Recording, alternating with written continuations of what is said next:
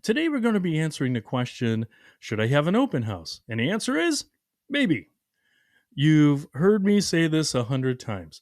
Every situation is unique, every property is unique.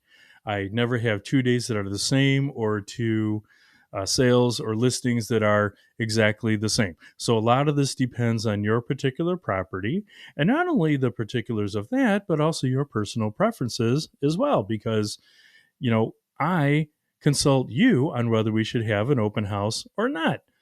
So I guess we should start off with what is an open house for those who may not be familiar. So, what an open house is usually on a Saturday or a Sunday on the weekends, okay? And what we do is we open the house up to the public. That's the open house, right? And they're usually about, there's a few different time lengths. There's usually 2 hours, 3 hours, or 4 hours. It all depends on the day, what your schedule is, and how we feel the traffic is going to be for the open house. Whether we decide whether it's a 2 hour or 4 hour or 3 hours for the open house. Okay.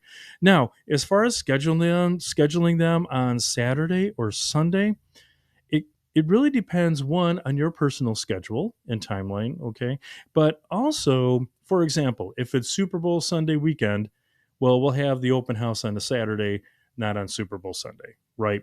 That's one example of how we work with the schedule, and then also with your personal schedule as well. Some agents like to serve snacks like cookies, drinks, water, things like that. I personally don't like to. I don't like to introduce food into the mix. One, if you're advertising free food, are people coming to the house or are they coming to get a free snack? Right. The other thing too is what I'm thinking about is we don't want to get furniture dirty, carpets, floors, right? I don't like to introduce food at an open house just for keeping things neat and clean and not staining anything. And then also, if we do have a really large turnout for the open house, now you have a lot of people with a lot of food and a lot of drinks walking around the house. I just stay away from that myself. It's just problematic. Maybe have some water there if it's a hot summer day, because that's not so bad, right? Water cleans up very easily, of course. Sellers ask me, should we be home for the open house? The short answer is no, you should not be home. If you're the homeowner, right? I've listed your home, you're the homeowner, you should not be home. Now, it is true that you, the homeowner, can offer a lot of information to people who are, coming to the house. You can tell them all about it, all the improvements you've made, things like that. It seems logical that it would be okay for the homeowner to be home, but it really isn't because it makes people uncomfortable. What we want at the open house is for people to come in very casual, very relaxed. It's not a formal appointment, right? So people just want to come through, tour the home, walk through at their own pace, and we want them to be very relaxed. And if the homeowner is home, even if you're really nice and very cordial and polite, if you have a very pleasant demeanor, it still is a little uncomfortable because people in general want to be nice, and they won't give you completely honest feedback. Part of having the open house is not only showing it to potential buyers to see if they want to put an offer in on the home, but it's also for myself, the agent at the open house, to gather some really good firsthand direct feedback on the home. And people are less likely to do that if the homeowner is home because people are generally nice. And if there is something that kind of, doesn't fit right for them or rubs them the wrong way about the house, they won't want to mention it out of politeness. And that's something that we may really need to know. See, as we sell your house and we go throughout this process, we need to know whether it's showing feedback or through an open house feedback. We need to know what is the strengths of the home, but we also need to know any weaknesses because we may need to tweak a description. We may need to change our marketing a little bit, right? One piece of feedback is one thing. If we get several pieces of similar feedback, that could alert us to a trend. And then we need to see where that trend is going. And like I said, do we need to tweak our marketing plan or something in a description in the listing? That feedback is very important. So not only is it good to bring buyers through potential buyers through who are interested in a home, but also to get that feedback is really, really important for us as we move forward. So, why should we have an open house? Well, as I said before, it's a great way to get direct feedback, right? But also, it's a good way to get a large number of people through the home, saving you the number of showings later in the week. If we have a property that we just know is going to be really, really popular, there's going to be a lot of showings, say it's a really competitive price point in the market, whatever that is, we just anticipate having, a lot of showings. Having an open house on that first weekend is a really good way to get 20 people, through the open house to see it. I ask them for their contact information so I can follow up with them, right? And I do ask them, do you have an agent or not already? Great. Do you have their card? Because I can follow up with their agents. If they don't, of course, I'll follow up with them personally, right? Just to see if there's any interest either later that day or the next morning. Okay. So if we have a property that we know we're going to have a lot of people coming through, it is a great way to potentially save you, the seller, 10 or 15 showings later in the week where you got to pack up the kids, pack up the dog, get in your car, leave for an hour, and then come back for an hour. And then, oh, you got to leave again because there's another showing, right? So open houses are really good for that. That's something I really do like about them if we are going to have a very popular property that we've listed. Another thing, too, is that we agents have personal lives and occasionally we do go on vacation. I know it's weird. Agents are people too. But I can't tell you how many times where I've had a listing and we've scheduled the open house and I get a call the day before from an agent and they say, "Hey, Brian, I just want to let you know I'm on vacation right now, but I'm sending my buyers to the open house. They'll have one of my business cards. They'll just give it to you. Their name is, Mr. or Mrs. Smith. Can you just look out for them? And if they really like the home, they're going to contact me after the open house. We might submit an offer or something." So that's another good reason for an open house too, is if their agent is on vacation and can't make it, they will oftentimes just send them to the open house. And we agents do talk to each other and things like that. I've done that before for my clients too, who wanted to go through open houses.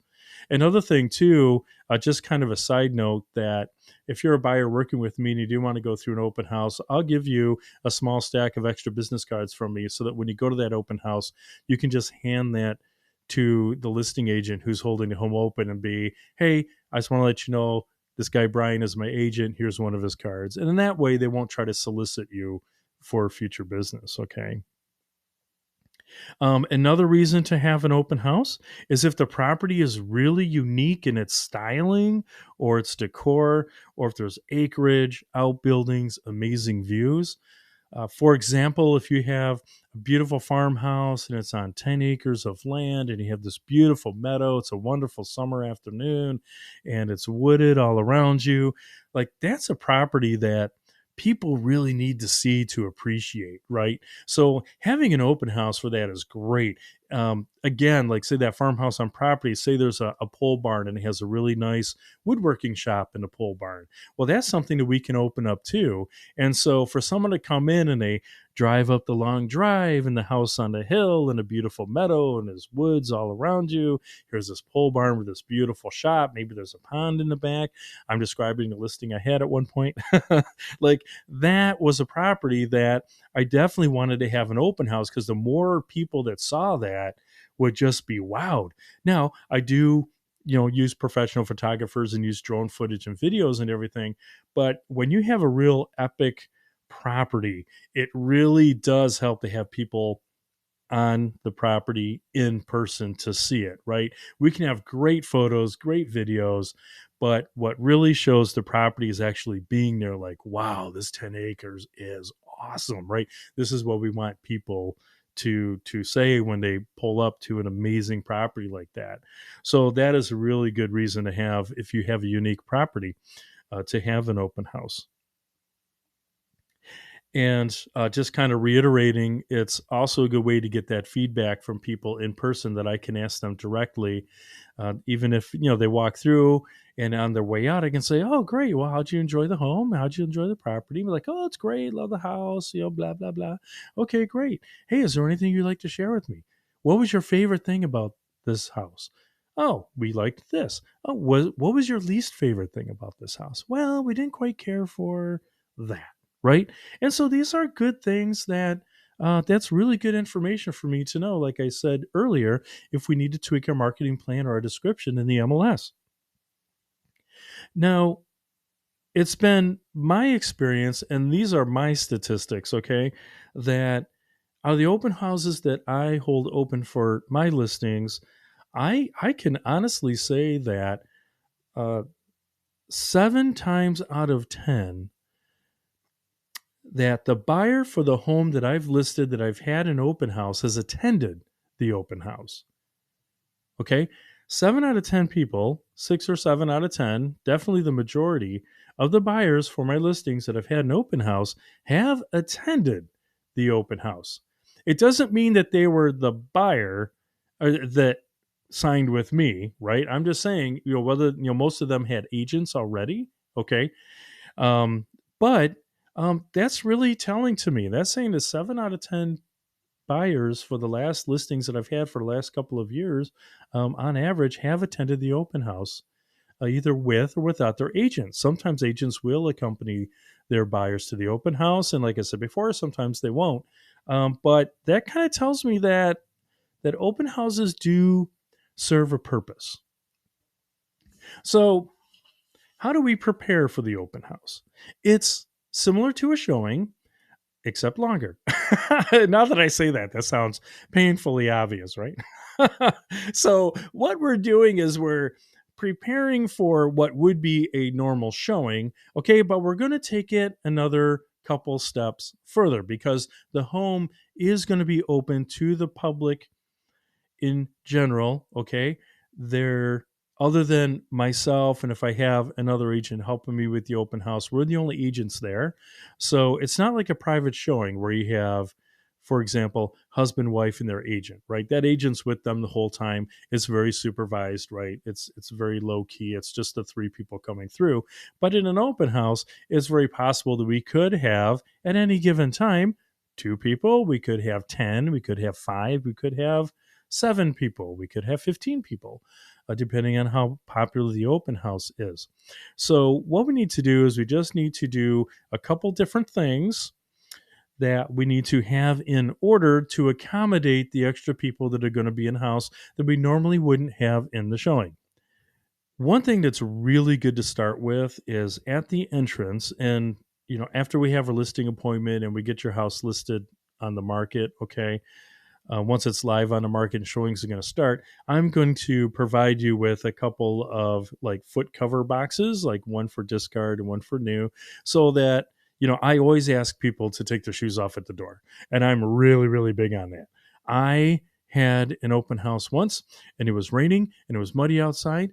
And I had a guy come in the door and I said, "Hey, welcome to the open house." And he was like, "Great, thanks for having me." Went to step forward and like, "Oh, excuse me, can you please take off your boots?" He had muddy boots on. And he was like, "Nope, I'm not coming to the open house if I have to take my boots off." And I'm like, "Well, it was been very nice meeting you. Thank you so much. Have a great day." I am really tough on that. It is my charge to protect your property on that. And so I don't want anyone treating your property with disrespect.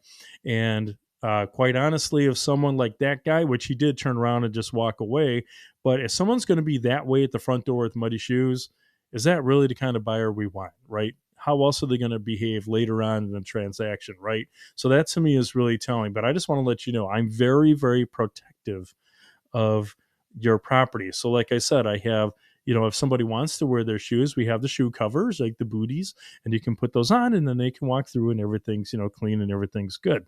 Another thing to do at the entrance also is if you have a little foyer or just your entryway, is, if you have like little occasional table or something, we can maybe relocate that for the open house and put out an extra little rug, right? An extra little welcome mat or something, and create a little bit larger area so that multiple people can take their shoes off. If it is a rainy day or a snowy day or something like that, or if it's, they're just dusty feet, right? Maybe we live on a dirt road and things are just a little bit dusty, right?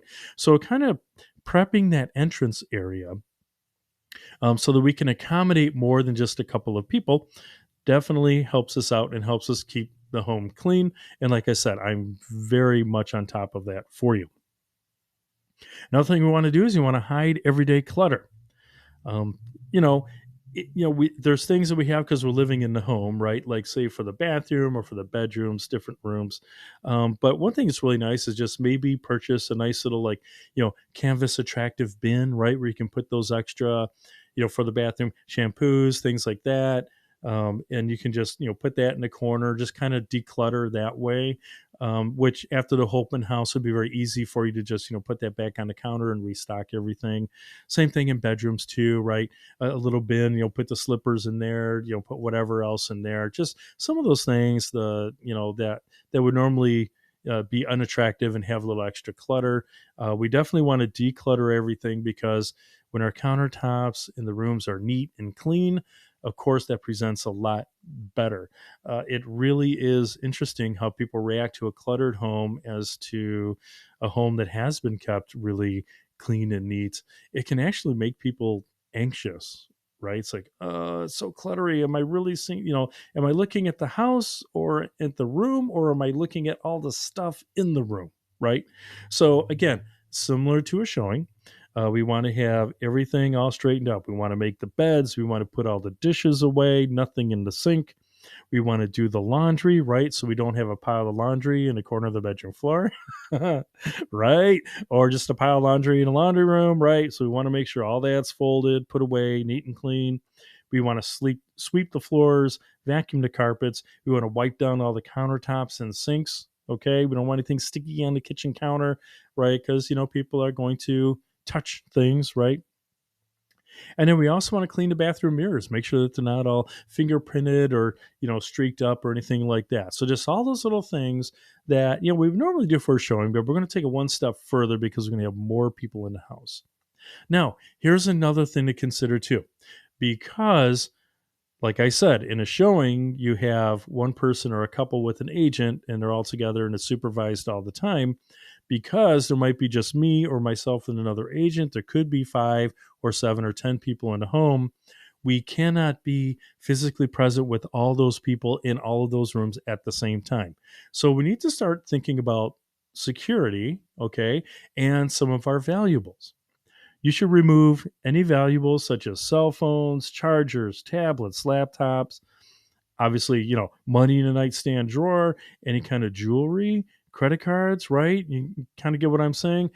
Anything that's small, portable, of high value that someone might be tempted to take, right? We want to remove all of those things prior to the open house.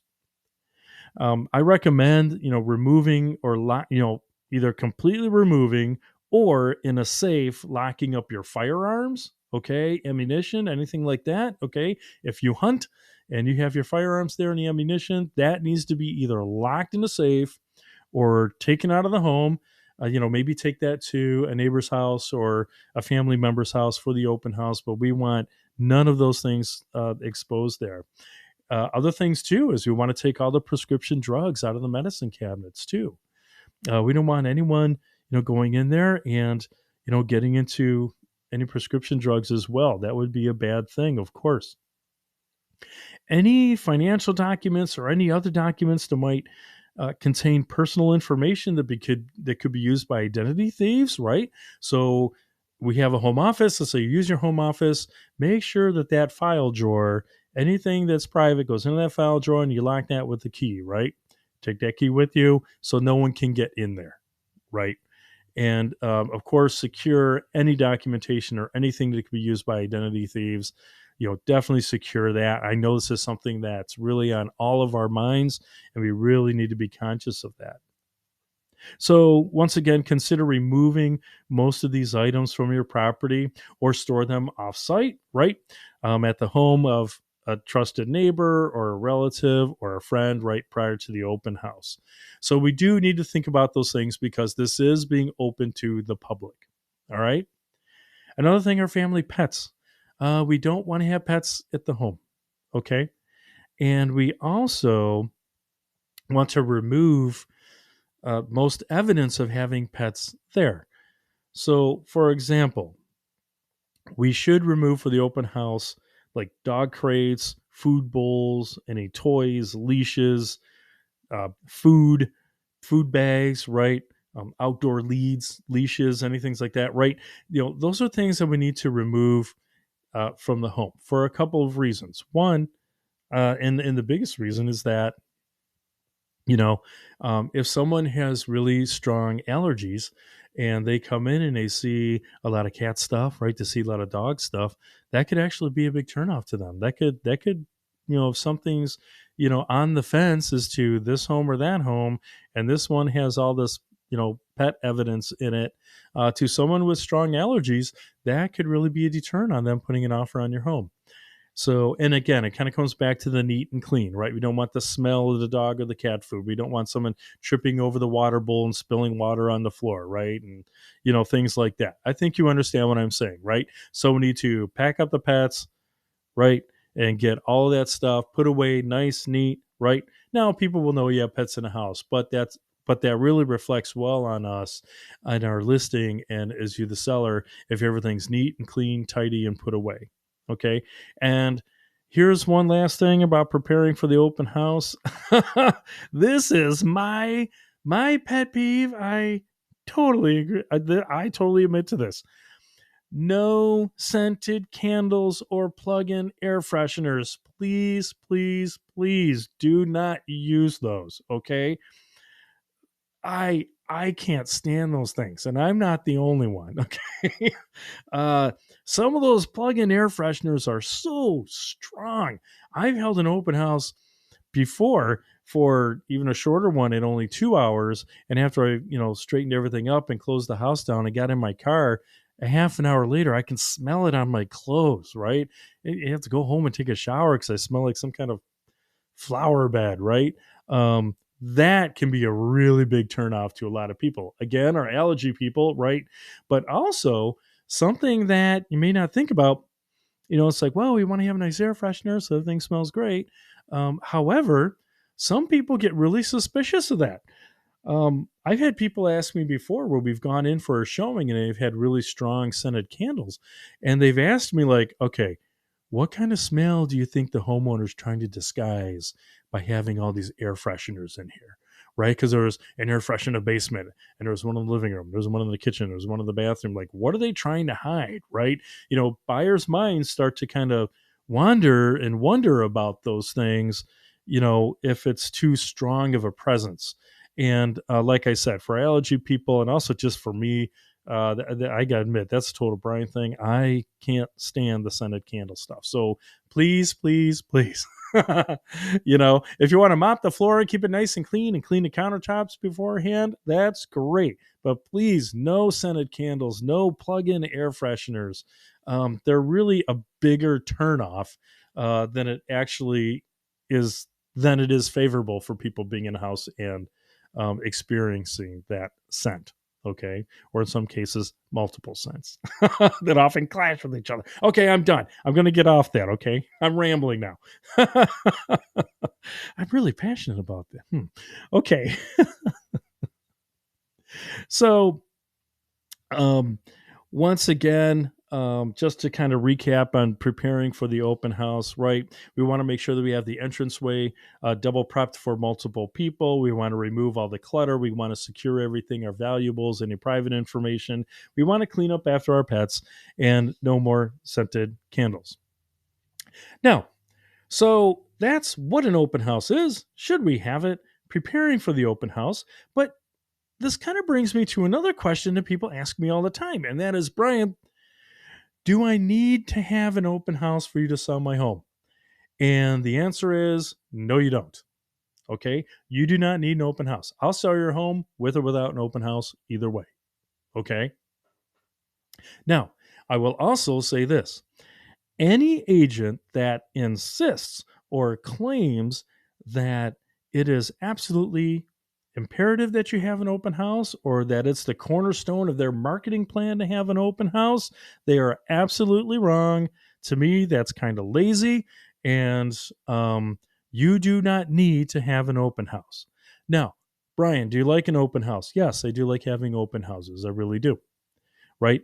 But if you don't want to have one, if you're a private person and you don't want the public coming into your home, I completely respect that. And like I said, my marketing plan is complete enough and it is detailed enough that we do not absolutely need to have an open house to sell your home. Okay. Any agent that tells you that they have to or that you have to have an open house to sell your home is completely wrong. Find another agent. Okay. You're listening to the Bryan G Real Estate Podcast. If you'd like to learn more about me, check out my YouTube channel, Bryan Gutierrez Keller Williams Real Estate, or go to my Facebook page, Bryan Gutierrez Keller Williams. And if you want to hear more of this podcast, please subscribe. Now back to the show. Should we have an open house? That question has actually been the topic of some controversy. Okay. Now, this is kind of getting back to, can you still sell my home without an open house? Okay. And one thing that, like I said, kind of be leery of an agent that absolutely insists on having an open house. You must have it. It's the biggest part of my marketing plan, right? Anyone who's insisting on that makes me feel that they're not really as sincere about selling your home or showcasing your home as they should be. Okay. Because one thing that people, and I'm sure if you've Googled this, right, this will come up to be like open houses are useless. You don't really need them. They don't really do much. And it's just a way for an agent to get more clients. Now, yeah, a lot of that is true. Okay. But let's put this into proper context. Okay. Can agents get new buyer clients from holding an open house from one of their listings? And the answer is yes. But that's not necessarily a sinister thing, okay? And it's not a slick thing. Let me give you a really good example. So I have an open house, right? I have your listing. We have the home open. And let's say you have a two-story colonial, okay? And someone comes, a couple comes into the open house and say, hey, thanks for having us. Great. Go ahead and sign in, please. All right. So they sign in so I can follow up. Right. So they sign in. And one of their first questions after looking around a little bit is like, does this house have a main floor primary suite? And in this case, in a colonial, I'd be like, I'm sorry, it doesn't. It's a colonial. It has 4 bedrooms, but all bedrooms are upstairs. Now, that could be a deal breaker for that buyer. I've run into this before. Like, oh, well, I have a bad knee. I can't do stairs. I'm really looking for a main floor primary suite so I don't have to go up downstairs all day. So, hey, thanks for hosting the open house and welcoming us, but yeah, this home's not going to be right for us. Okay. Pausing the conversation there. That's something that we cannot tweak in our marketing, right? That's not something that we can change about the house. Someone looking for a main floor master, and if you're listing as a colonial where all the bedrooms are up, that is not going to be the buyer for you. So I don't see a problem at that point, the agent saying, hey, you know what? You're right. This doesn't have a main floor primary suite. Would you like me to help you find another one in this area, right? And then maybe pick them up as a buying client. I don't see a conflict of interest there because they would not have been the buyer for your home in the first place, right? But a lot of people take that out of context and say like people only have open houses just to, get more buyer clients. That's disingenuous. I think that's kind of taking things out of context. So that's where, like I said, there's been a little bit of controversy over that. Like I said, my personal experience, okay, this is not a national statistic. This is just based upon my experience. 6 to 7 out of 10 buyers have come through my open houses, whether they had agents or not, right? And so for me, that's a really high success rate. Now, another thing that is mentioned also is there is a NAR, National Association of Realtors statistic out there where do buyers find homes from, right? This NAR statistic states that under 1% of home buyers come from the open house directly. Okay. Less than 1% of home buyers came without an agent to the home, saw the open house, and said, "Listing agent, I want to buy this home." That's less than 1%. So part of the controversy is, why are agents trying to push open houses so much if finding a buyer specifically from the open house is less than 1%? And that's a really good question. And my answer to that is this, kind of going back to the couple examples that I gave earlier when we first began this discussion today, is that the open house is, in my opinion, just one more tool in the marketing toolbox. Okay. So if we say that the open house is 1% successful, okay, a yard sign is maybe 1 or 2% successful. Okay. Placing social ads. Okay. Now that starts to go up. The internet and the agents helping buyers find homes is about 75, 80% there, right? But flyers in the neighborhood before, promoting the open house, they only yield 1%, right? And then so we have like the signs 1%, the open house is 1%, doing flyers is 1%. If I call the neighborhood, that's about maybe 1 or 2%, right? I mean, so again, we're not just relying only on the open house to sell the home. So yes, it only yields a very small percentage of buyers on its own. If that was the only thing you were doing, right? If that's the only thing that the agent was doing to market your home, then yes, it would make total sense to be like, it's not worth doing. However, like I said before, if it's a unique property, if it's going to show really well, if it's going to be very popular, get a lot of people through, in conjunction with the yard sign and the mailers and the marketing and me reaching out to other agents and doing the social media marketing and the online marketing, right? All these things. So it's not just the open house by itself. Okay. It's, again, a tool in the toolbox of the whole marketing plan. So it's just one small piece. But I feel it's an important piece because, and just to kind of briefly talk about marketing in general, the reason why that we spread out our marketing is because different marketing endeavors reach different people in different demographics. For example, our newspaper people or our book readers, they want to hold something, right? That's why I send out postcards, because they get it in the mail, they want to hold it, and they want to read it. Those are our book readers, right? A lot of people just do everything online. So that's why we're doing our social media ads, right? That's why I'm sending out emails, right? Because that reaches a different group of people. The open house, there's a lot of people who think it's a lot of fun while they're, looking around, or if their agent's out of town, right? They love to hit 5 or 6 open houses in the afternoon, right? That's fun for them, and that's how they like looking for a home. See? So we're doing all these different marketing things in conjunction with the open house to provide a broad marketing plan to reach several people and several demographics. We are not relying solely on the open house and this 1% of buyers. See what I mean? When you look at it in a cumulative context, then that statistic is really not so bad, because some people that really relates to, they want to walk in, explore the space in a very casual setting. Does that make sense? So that's where I just wanted to give you a complete picture of what open houses are about, right? Should you have an open house or not? We're going to talk about that based upon your property, your circumstances, your scheduling, right? May yield that yes, we do, or maybe no, we don't. We'll also talk about why should we have an open house for your property, right? Again, we may not. Every situation is unique. Every situation is different. We'll go over in your specific property how to prepare for the open house. I can walk through beforehand, or we can just have a conversation about it. You can ask me some questions. We'll talk about preparing for the open house, right? And then also, we'll also have a discussion on how the open house may or may not fit into our marketing plan for your particular property.